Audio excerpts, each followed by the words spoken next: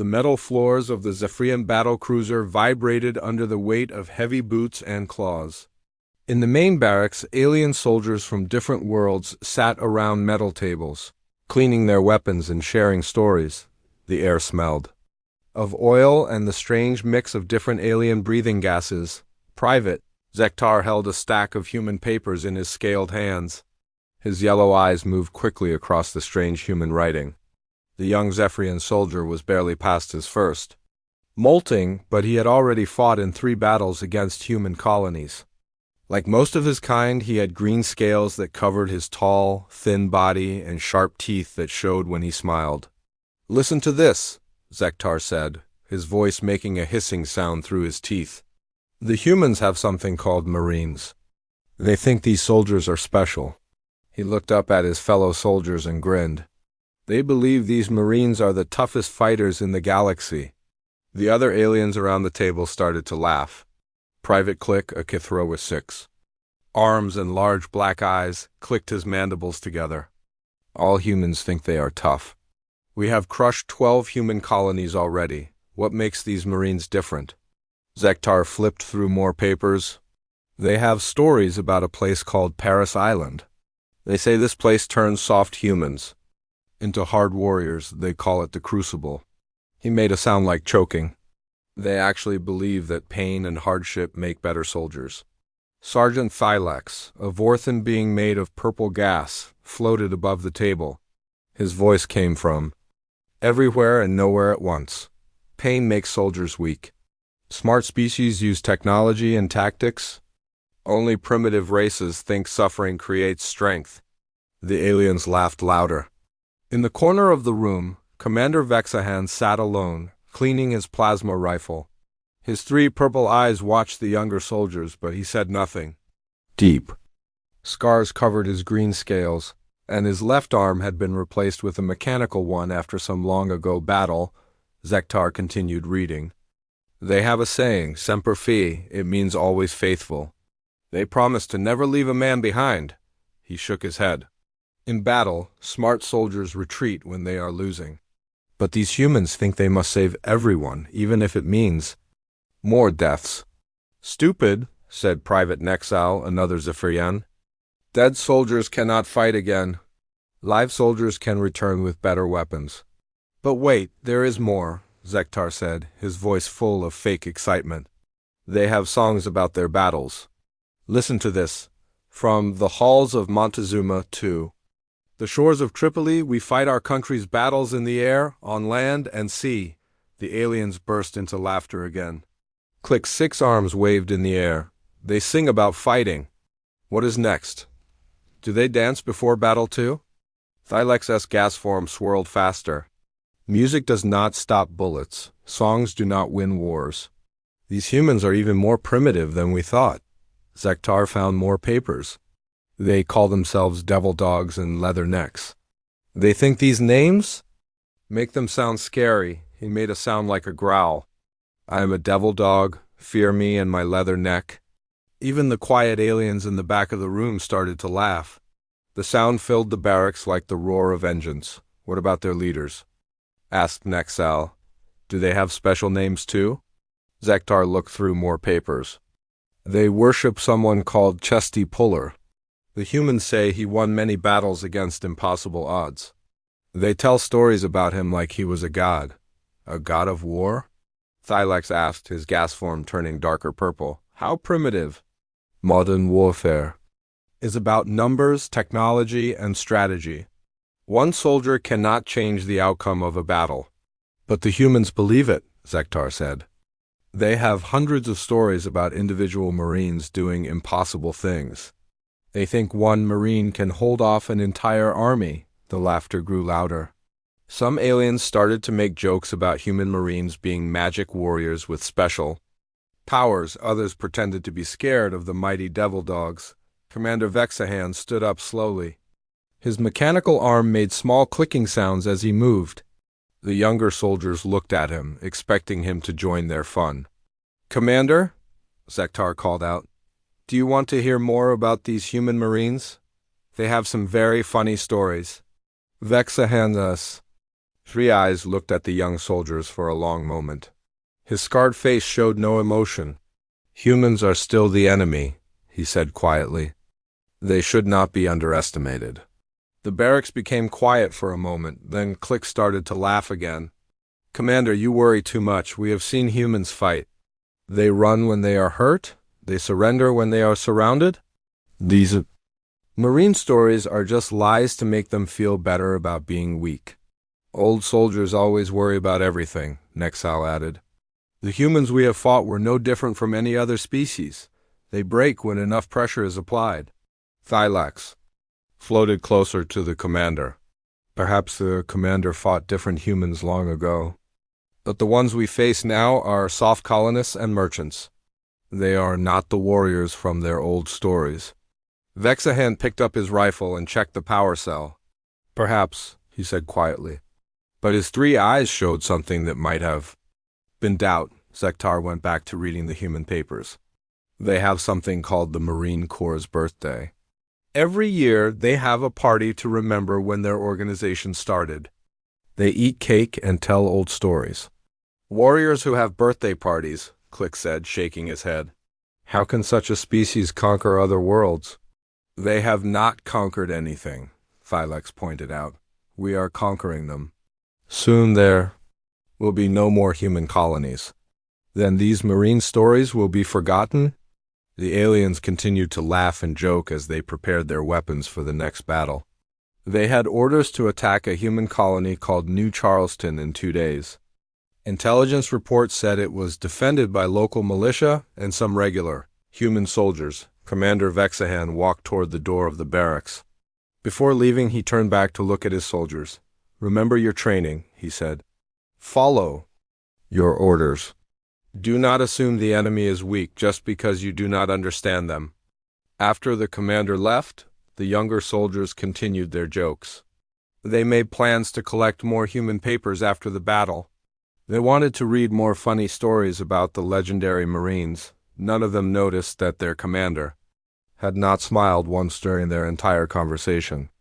None of them wondered why a veteran of 20 battles would warn them about underestimating an enemy they had been defeating for months. The ship continued its journey through space, carrying soldiers who thought they knew everything about their enemy. In 2 days, they would learn how wrong they were. The next morning, the alien soldiers gathered in the recreation room after their training exercises. The walls were covered with star maps showing the human colonies they had already conquered. Red marks crossed out the defeated worlds, while green marks showed their next targets. Private Zektar had found more human documents during the night. He spread them across a metal table while his fellow soldiers ate their morning rations. The papers were filled with human military records, training manuals, and historical reports. I found something very interesting, Zektar announced, his yellow eyes bright with excitement. The humans have stories about a battle called Iwo Jima. They say Marines fought for weeks to capture a tiny island made of rock and sand. Private Click stopped eating and looked up. Why would anyone fight for a worthless island? That is what makes it so funny, Zektar replied. The island had no resources, no cities, no strategic value. But the humans say it was one of their most important victories. They even built a statue to remember it. Sergeant Thylax materialized beside the table, his purple gas form swirling with amusement. Humans build statues for losing soldiers on worthless rocks. No wonder they are easy to defeat. Private Nexal leaned forward to look at the papers. What else do these Marines claim to have done? Zektar flipped through more documents. They say they fought in a place called Chosen Reservoir. The humans were surrounded by enemies in freezing cold. Any smart army would surrender or retreat. But these Marines say they fought their way out and called it a victory. Fighting retreat is not victory, Click said, clicking his mandibles. Victory is when the enemy runs away from you, not when you run away from them. But the humans do. Not see it that way, Zektar continued. They tell stories about Marines sharing food with wounded soldiers. They say Marines carried their hurt friends through snow and ice for days. They think this makes them heroes. The aliens looked at each other in confusion. In their armies, wounded soldiers were left behind if they slowed down the unit. Resources were too valuable to waste on fighters who could not fight anymore. Thylex's gas form turned a darker purple. Emotional thinking makes armies weak. Smart commanders make hard choices. These Marines sound like they make soft choices. Zektar found another paper. Listen to this. They have a ceremony called earning the title. New Marines must prove they are worthy to be called Marines. They do not just give the name to anyone.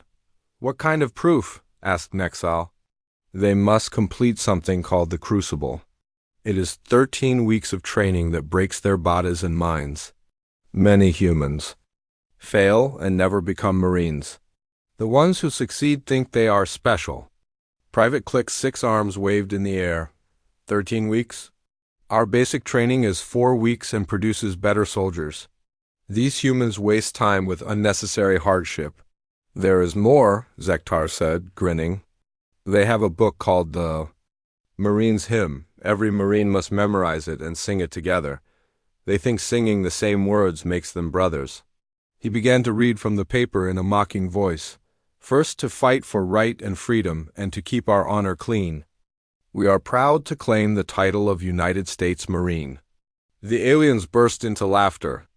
The idea of soldiers singing about honor and freedom seemed ridiculous to warriors who fought for territory and resources. Honor does not stop bullets, Thylex observed. Clean honor does not win battles. These humans live in a fantasy world. Zektar continued reading. They have names for themselves that they think sound frightening. Devil dogs, leather necks, jarheads, and grunts. They wear these names like badges of honor. Devil dogs, Nexal repeated, trying not to laugh. What is scary? About dogs? We have war beasts that eat devils for breakfast. Maybe human devils are very small, QLIK suggested, which made everyone laugh louder. From across the room, Commander Vexahan watched his soldiers. He sat alone at another table, studying tactical reports on his datapad. His 3 purple eyes occasionally glanced at the younger soldiers, but he said nothing. Zektar found more papers about human military traditions.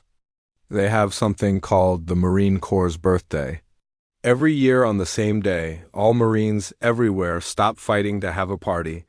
They eat cake and tell old stories about dead Marines. They stop fighting to eat cake? Thylex asked, his gas form spinning faster. What if the enemy attacks during cake time? I guess they would have to fight with frosting on their claws, Nexal said, making everyone laugh again. The cake ceremony has rules, Zektar continued. The oldest Marine and the youngest Marine must cut the cake together. They say this connects all Marines across time. The old Marine gives the young Marine a piece of cake to show that experience is passed down. Cake ceremonies, Click said, shaking his head. No wonder humans are losing the war. They care more about parties than victory. Zektar found another interesting document. They have heroes they worship like gods. This chesty puller fought in many battles and never lost. The humans say he won impossible victories through pure courage. One soldier cannot win battles alone. Thylex said, this is primitive thinking. Modern warfare requires teamwork, technology, and superior numbers. But the humans believe individual heroes can change everything, Zektar replied. They tell stories about Marines who single-handedly held off entire armies. They think one brave Marine is worth 100 normal soldiers. Private Nexal looked confused. How can one soldier fight 100? Even the strongest warrior needs weapons, ammunition, and support. Maybe human armies are very small, Click suggested. 100 human soldiers might be equal to 10 real warriors. The aliens continued to laugh and joke about human military traditions. They found new papers describing Marine training, Marine values, and Marine history. Each document seemed more ridiculous than the last.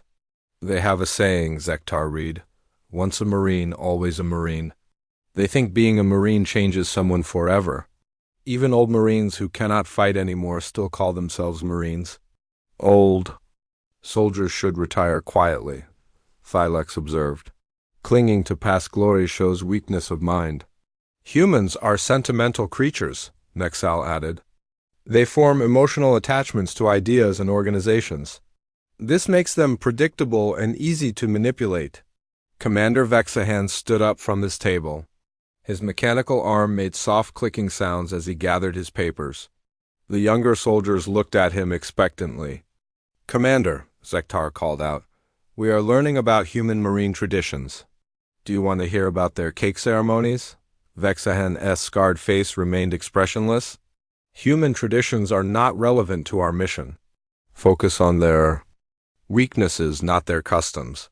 After the commander left, the soldiers continued their entertainment. They made jokes about Marines singing hymns in battle and stopping fights to eat birthday cake. None of them wondered why their experienced commander seemed so serious about an enemy they found so amusing. The ship moved closer to New Charleston, carrying soldiers who thought they understood their enemy completely. The alarm bells rang through the ship early in the morning. Red lights flashed in the corridors as alien soldiers ran to their battle stations. The time for jokes and laughter had ended. Today they would attack New Charleston, another human colony. That would soon fall to the coalition forces. Private Zektar strapped on his armor and checked his plasma rifle. Around him, other soldiers prepared their weapons and equipment. The excitement of battle filled the air, mixed with the smell of weapon oil and alien sweat. "Today we will see if these Marines are real or just stories," Zektar said to Private Click, who was adjusting his six-armed battlesuit. "I hope we find some," Click replied, his mandibles clicking with anticipation. "I want to see if they really sing their hymn before they die." The ship's speakers crackled to life. "All units, prepare for orbital bombardment. Target is New Charleston Colony. Intelligence reports show minimal defenses. Expect easy victory." The aliens cheered. Another quick conquest meant more glory and fewer casualties. They had crushed 12 human colonies already, and this would be number 13, through the ship's windows. The soldiers could see New Charleston below. It was a small farming colony with simple buildings and few defensive structures. Green fields surrounded the main settlement, and a river ran through the center of town. "Look how peaceful it is," Nexal said, pointing at the colony. "These humans probably never expected to be attacked." The orbital bombardment began with bright flashes of light. Energy beams struck the colony's communication towers and power plants. Explosions bloomed like flowers across the settlement as the aliens destroyed key targets.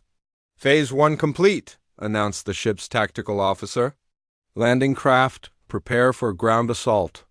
Zektar and his squad climbed into their landing craft with 20 other soldiers. The metal transport shook as it left the ship and flew toward the planet's surface.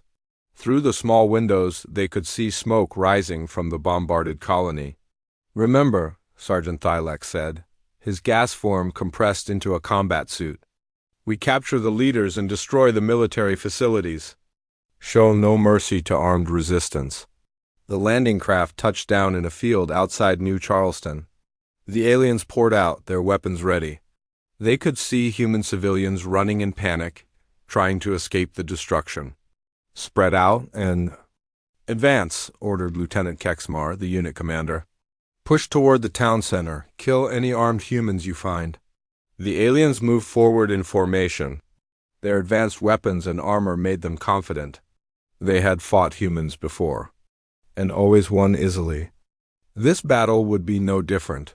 The first human defenders they encountered were local militia. These humans carried old rifles and wore simple uniforms. They took position behind barriers and opened fire on the advancing aliens.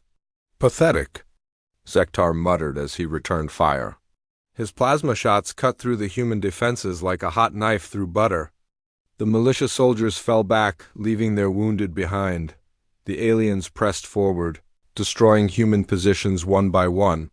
The defenders fought bravely but were outgunned and outnumbered.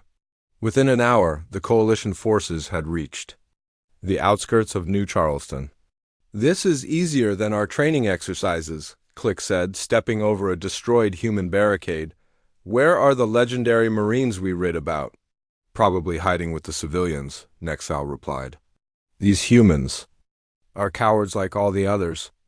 The aliens entered the town, moving from building to building. They found more militia defenders, but these humans also retreated when faced with superior firepower.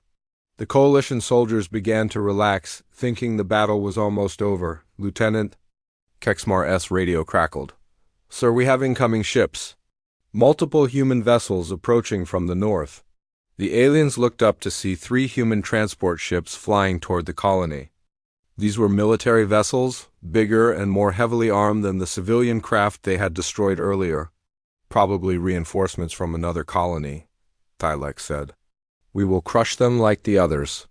The first human ship landed in the town square. Its doors opened and armed humans began to emerge. But these soldiers looked different from the militia they had been fighting. They wore heavier armor and carried more advanced weapons. Zektar heard something that made his blood run cold. The humans were singing as they marched from their ship. Their voices carried across the battlefield, strong and clear. "From the halls of Montezuma to the shores of Tripoli, we fight our country's battles in the air, on land, and sea." "They are singing their hymn," Click whispered, his mandibles trembling slightly. "Just like in the stories." The human soldiers formed up in perfect ranks. Their movements were precise and disciplined. Unlike the militia, these humans did not look scared or confused. They looked angry. A voice boomed across the battlefield, amplified by human speakers. "This is Colonel Jake Morrison, 3rd Marine Expeditionary Unit. We have come to take back New Charleston. Any alien forces that surrender now will be treated according to galactic law." The aliens looked at each other in surprise. The humans were offering them a chance to surrender? After the aliens had been winning the battle? "Arrogant fools, Lieutenant," Kexmar said into his radio. "Show them what happens to species that challenge the coalition." The aliens opened fire on the Marines. Their plasma weapons lit up the sky with deadly energy. But something was wrong. The Marines did not scatter or retreat like the militia had. Instead, they took cover and returned fire with deadly accuracy. "They are not running away," Zektar said, confused. "Why are they not running away?" The battle that followed was unlike anything the aliens had experienced against humans. The Marines moved with perfect coordination, supporting each other and covering their advances.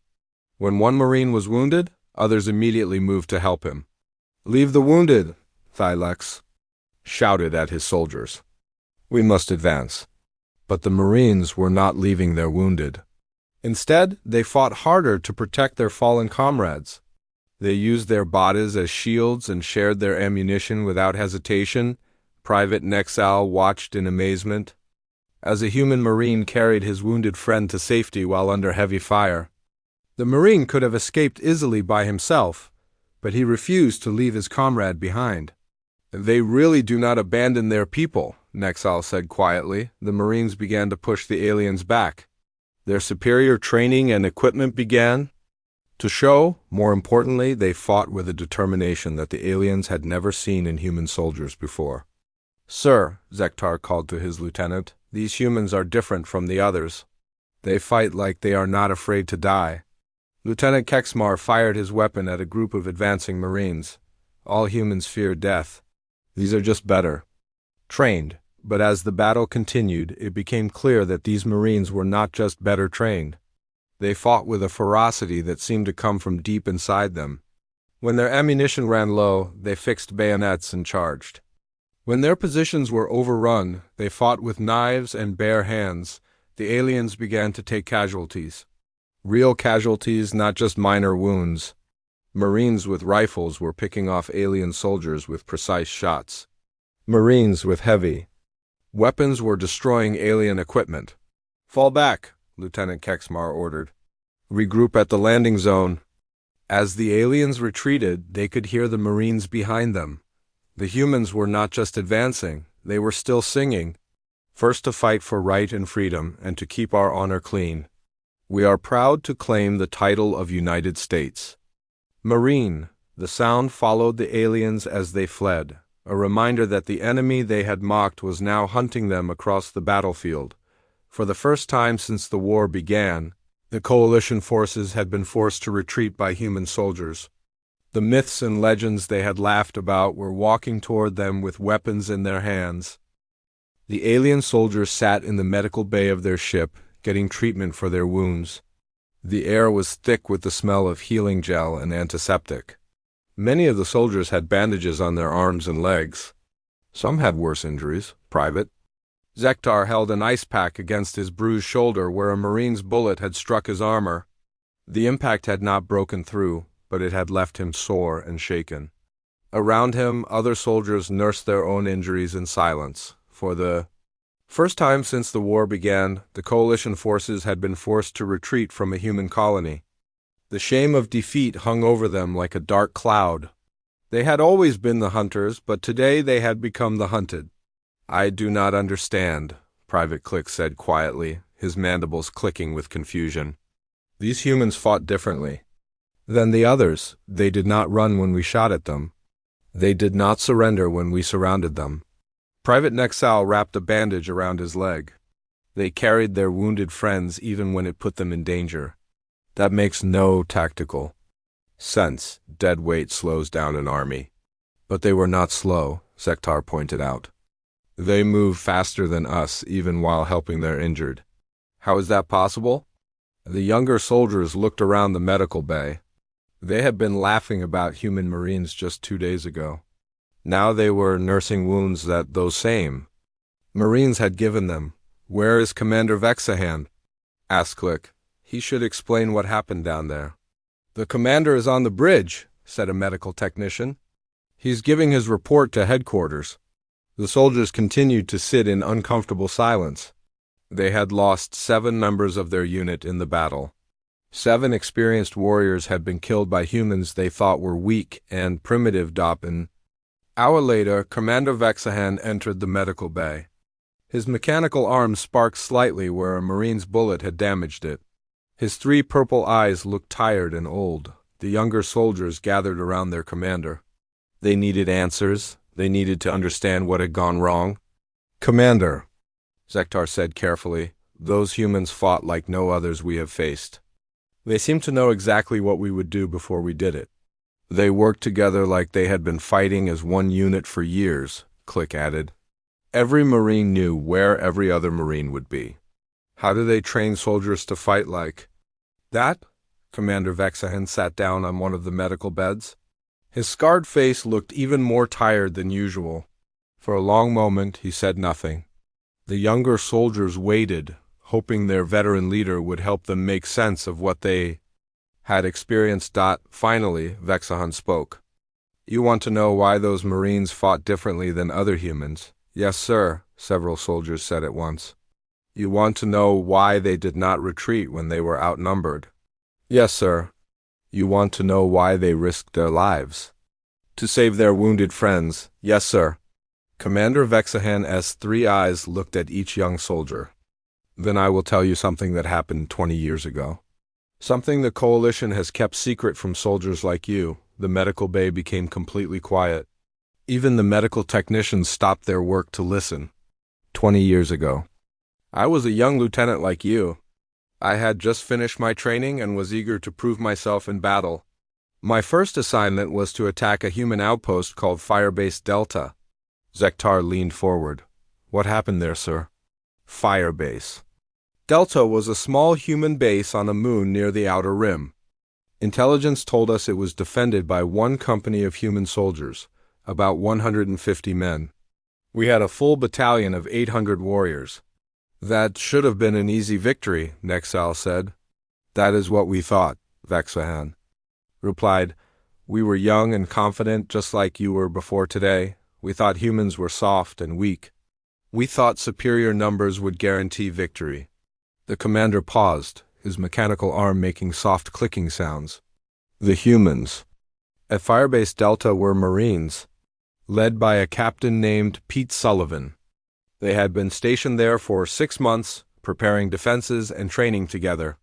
150 Marines against 800 coalition soldiers," Click said. "Even good soldiers cannot win against those odds." "That is what we believed," Vexahan continued. "We attacked at dawn, expecting to overrun their position in an hour, but the Marines were ready for us. They had prepared their defenses carefully. More importantly, they fought like no enemy we had ever faced. The young soldiers listened intently as their commander continued his story. The Marines did not just defend their base. They defended each other. I watched a human sergeant named Tony Blake carry his wounded friend through enemy fire for over a kilometer. He could have escaped easily by himself, but he refused to leave his comrade behind. "Just like today," Zektar whispered. "Just like today," Vexahan agreed. "I saw Marines sharing their last ammunition with wounded soldiers who could barely hold their weapons. I saw them giving their water to dying friends even though they were thirsty themselves." "That is not efficient," Thylek said, his gas form swirling with confusion. "Resources should go to the soldiers who can still fight." "Efficiency is not what makes Marines dangerous," Vexahan replied. "What makes them dangerous is that they truly believe no Marine fights alone. They would rather die than abandon one of their own." The commander stood up and walked to the window. Outside, stars moved slowly past as the ship traveled through space. "The battle lasted 3 days," he continued. "We threw wave after wave of soldiers at Firebase Delta. Each time, the Marines held their position. Each time, they made us pay a terrible price for every meter of ground. But you won eventually," Nexal said. "You are here to tell the story. We won," Vexahan said quietly. "But victory cost us dearly. By the time we overran their position, we had lost over 600 soldiers. The Marines fought to the last man, but they killed 8 of our warriors for every one of theirs." The young soldiers looked at each other in shock. 8 to 1 was an incredible ratio for defenders against attackers. "That is impossible," Click said. "No soldiers are that good." "I thought the same thing," Vexahan replied. "But I learned something that day. Marines do not fight just for victory. They fight for each other. They fight for an idea that is bigger than themselves." "What idea?" asked Zektar. "Honor," Vexahan said simply. "They believe that being a Marine means something special. They believe that Marines never quit, never surrender, and never leave their friends behind. Most importantly, they believe these things so strongly that they will die for them." The commander turned back to face his soldiers. "The Marines at Firebase Delta could have surrendered when they were surrounded. They could have retreated when their ammunition ran low. But they chose to fight because they believed that being a Marine meant never giving up." "But they all died," Thylex pointed out. "How is that victory?" "They died, but they became legends," Vexahan explained. Other Marines heard about Firebase Delta. They learned that Marines before them had fought impossible odds and never surrendered. This made them want to live up to that example. "So the stories make them fight harder," Nexal said, beginning to understand. "The stories do not make them fight harder," Vexahan corrected. "The stories make them fight like Marines. Every Marine knows that other Marines before him died rather than break their promises. Every Marine knows that other Marines are counting on him to do the same." The young soldiers sat in silence, trying to process what they had learned. The humans they had mocked were not just telling stories. They were living by principles that had been tested in battle. "Sir," Zektar said slowly, "are you saying that human Marines actually believe their own myths?" Commander Vexahan looked at his young soldiers with his 3 tired eyes. "I am saying that human Marines do not have myths. They have promises. And they keep their promises, even when keeping them means death." The ship continued its journey through space, carrying soldiers who finally understood the true nature of their enemy. The young alien soldiers stared at Commander Vexahan with wide eyes. The medical bay was completely silent except for the soft humming of the ship's engines. What they had just heard changed everything they thought they knew about their enemy. Private Zektar was the first to speak. "Sir, you said the battle lasted 3 days. What happened during those 3 days?" Commander Vexahan sat back down on the medical bed. His mechanical arm clicked softly as he adjusted his position. "You want to know the details of Firebase Delta? You want to understand what real Marines can do when they decide to make their last stand?" "Yes, sir," several soldiers said together. "Very well," Vexahan said quietly. But remember, I am telling you this so you understand what we face. These are not stories to entertain you. These are memories that have haunted me for 20 years. The commander looked out the window at the stars. His three purple eyes seemed to be seeing something far away and long ago. The first day of the battle, we attacked with confidence. We had superior numbers, better weapons, and air support. We thought we would overrun Firebase Delta before lunch. But the Marines had prepared their defenses carefully. What kind of defenses? Asked Private. Nexal, smart ones, Vexahan replied. They had studied our tactics from previous battles. They knew exactly how we would attack, and they were ready for us. More importantly, they had turned their entire base into a fortress that favored defenders. The commander paused, remembering details he had tried to forget. The Marines had divided their defenses into overlapping zones. When we attacked one position, other Marines could provide covering fire. When we broke through one barrier, we found another barrier waiting for us. Every meter of ground cost us soldiers. But surely your superior numbers made a difference. Click said, numbers only matter if you can use them effectively, Vexahan explained. The Marines forced us to attack through narrow passages where our numbers meant nothing.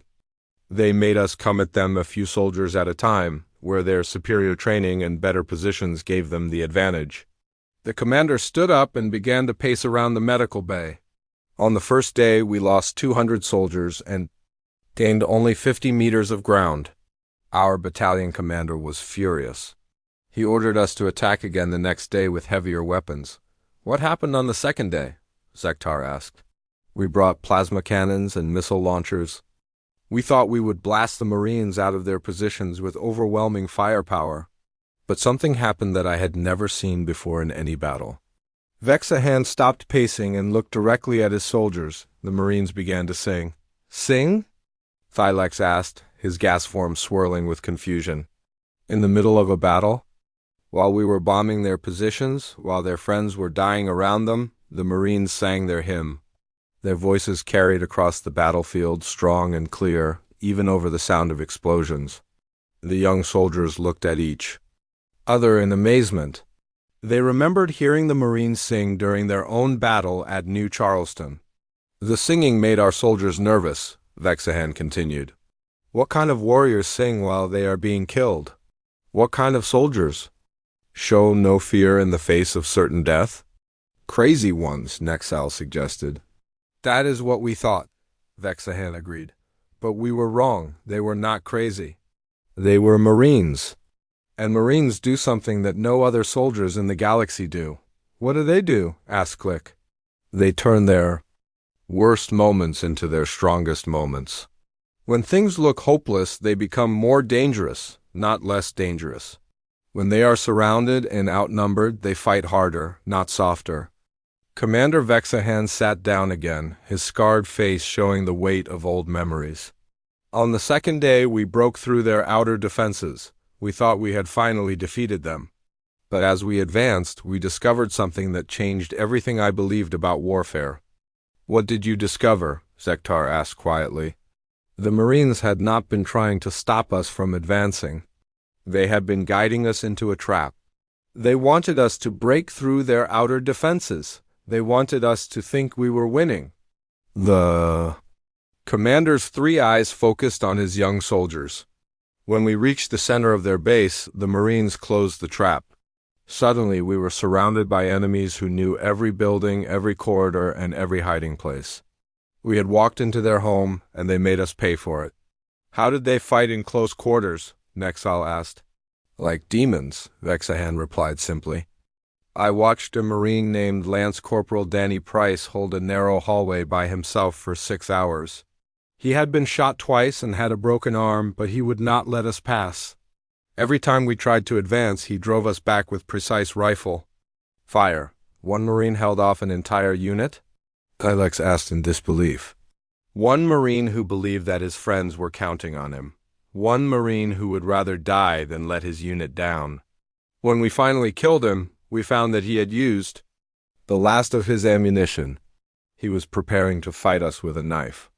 The medical bay was quiet, as the soldiers imagined a wounded human fighting with just a knife against armed alien warriors. There was another Marine, Vexahan continued. Staff Sergeant Mike Chun. He was the communications officer for the base. When we surrounded his position, he could have surrendered. Instead, he called in artillery fire on his own location. He called for his own people to bomb him? Click asked in shock. He sacrificed himself to kill as many of us as possible. His last transmission was heard by Marines all across the galaxy. He said, "Tell my wife I kept my promise." Semper Fi, the young soldiers sat in stunned silence. They had mocked the human saying Semper Fi just days ago. Now they were learning what those words really meant to the humans who lived by them. The third day was the worst, Vexahan said quietly. We had lost over 500 soldiers, but we were finally close to victory. The remaining Marines were down to their last few. Dozen fighters. They were wounded, tired, and almost out of ammunition.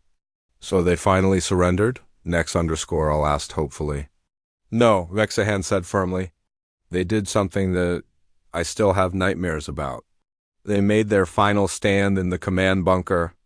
37 Marines against the last 200 of our soldiers. The commander's mechanical arm began to click faster, as if the memory was making him nervous. Those 37 Marines fought like they were immortal. They shared their last bullets with wounded friends. They helped dying Marines reload their weapons. When their rifles ran empty, they fixed bayonets and charged us. Charged? Zektar whispered. Wounded Marines with knives charged armored soldiers with plasma weapons. They charged because they were Marines, Vexahan explained. Because Marines do not surrender. Because Marines do not quit. Because Marines keep their promises to each other, even when keeping those promises means certain death. The commander looked at each of his soldiers. When the battle was finally over, we found something that changed me forever. The last Marine to die was Captain Pete Sullivan, their commander. He had been shot 7 times, but he was still trying to reload his weapon when we killed him. What changed you about that? Asked Thylax. Captain Sullivan could have escaped, Vexahan said. Quietly.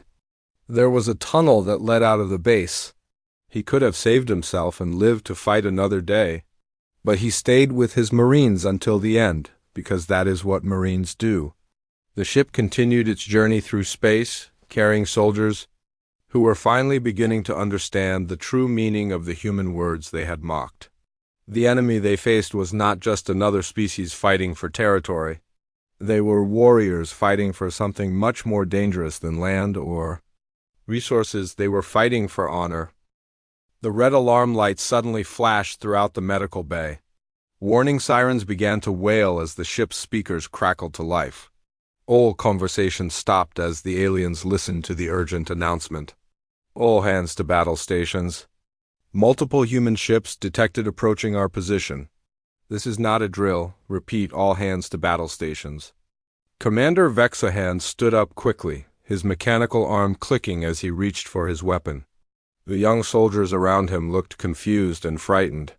They were still nursing wounds from their last battle with Marines. Sir, Private Zektar said nervously, how did the humans find us so quickly?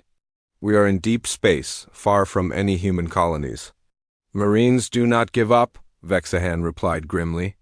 If you hurt their friends, they will follow you across the galaxy to make you pay for it. The ship's tactical officer spoke over the intercom again. Commander Vexahan, report to the bridge immediately. We have a situation. As they walked quickly through the corridors toward the bridge, the young soldiers stayed close to their commander. Other alien crew members ran past them, preparing weapons and manning defensive positions. How bad can it be? Private Click asked, his 6 arms trembling slightly. We defeated the Marines at New Charleston. They should be retreating, not attacking. We did not defeat them, Vexahan corrected. We retreated. There's a big difference. Marines remember when someone forces them to retreat. They reached the bridge, where the ship's captain stood looking at a large tactical display. The screen showed their ship surrounded by red dots representing enemy vessels. Commander, the captain said without turning around, we have 12. Human ships closing on our position. They will be in weapons range in 10 minutes. Vexahan looked at the display. His three purple eyes widened as he recognized the lead ship's configuration. That is a marine assault carrier, the USS Normandy. How do you know? Asked the captain. I have seen that ship before, Vexahan replied quietly. 20 years ago, it carried the Marines who reinforced Firebase Delta after we destroyed it. Private. Nexal stepped closer to the display. 12 ships against 1. Can we escape? The captain shook his head. They have positioned themselves to block all escape routes. They want to make sure we cannot run away. Incoming transmission from the human fleet, announced the communications officer. Put it on speakers, the captain ordered, a human voice. Filled the bridge strong and clear. This is General Frank Taylor, commanding the 2nd Marine Expeditionary Force aboard the USS Normandy. You attacked our Marines at New Charleston. You killed our people. Now you will answer for what you have done. The aliens looked at each other nervously. The human general's voice carried a cold anger that made them uncomfortable. You have 5 minutes to surrender your ship and prepare to be boarded. If you refuse, we will destroy you. These are the only terms you will receive. The transmission ended, leaving the bridge in silence. The alien officers looked to their captain for orders. Sir, the tactical officer said, we could fight. Our ship has heavy weapons and strong shields. Against 12 Marine ships? The captain asked. With Marines who are angry because we hurt their friends. Commander Vexahan stepped forward. Captain, I recommend we surrender. Every alien on the bridge turned to stare at him in shock. Vexahan was their most experienced combat veteran. He had never suggested surrender before. Sir, Private Zektar said quietly, surely we can fight our way out. We are coalition warriors. Vexahan looked at his young soldiers. Let me tell you what will happen if we try to fight. The Marines will board our ship. They will fight through every corridor and every room. They will not stop until every one of us is dead or captured. But we outnumber them, Click pointed. Out. Numbers do not matter to Marines, Vexahan explained. What matters is that we hurt their friends. What matters is that Marines never let attacks on their people go unpunished. What matters is that they have come here to keep a promise. What promise? Asked Thalex. The promise that no one hurts Marines without paying the price. The promise that Marines take care of their own. The promise that when you attack one Marine, you attack all Marines. The captain looked at the tactical display again. The human ships were getting closer. What makes you so certain we cannot win? Vexahan pointed at the lead ship on the screen. Because the Marines on those ships are not just fighting for victory, they are fighting for revenge. They are fighting for their dead friends from New Charleston. They are fighting to prove that Marines keep their promises. Sir, the communications officer interrupted, we have another transmission coming in. Put it through, the captain said. This time, a different human voice spoke. It was younger than the general's voice, but just as determined.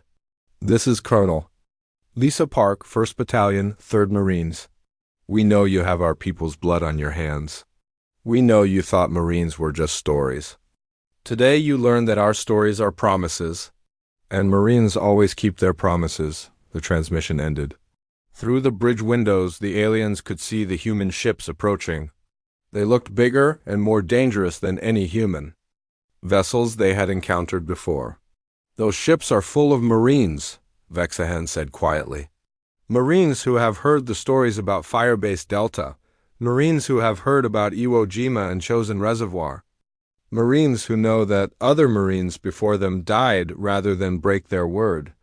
So they fight harder because of old stories? The captain asked. They fight harder because the stories are not just stories, Vexahan explained. They are examples. Every Marine knows that Marines before him kept their promises even when it meant death. Every Marine knows that Marines after him are watching to see if he will keep his promises too. Private Zektar looked at the approaching ships. Sir, what are those promises? That Marines never quit? That Marines never surrender? That Marines never abandon their friends? And most importantly, that Marines never let anyone hurt their people without making them pay. The human ships were now close, enough that the aliens could see their weapons powering up. Bright lights began to glow along the hulls of the Marine vessels. "Sir," the tactical officer said urgently, "they are preparing to fire." The captain looked around his bridge at his frightened crew. He looked at Commander Vexahan, whose scarred face showed the weight of 20 years of fighting Marines. "Open a channel to the human fleet," the captain ordered. "Channel open, sir." The captain took a deep breath. "General Taylor, this is Captain Korthek of the coalition vessel Dominion's Edge. We surrender. We will power down our weapons and prepare to be boarded." The bridge fell silent. For the first time in the war, a coalition ship was surrendering to human forces.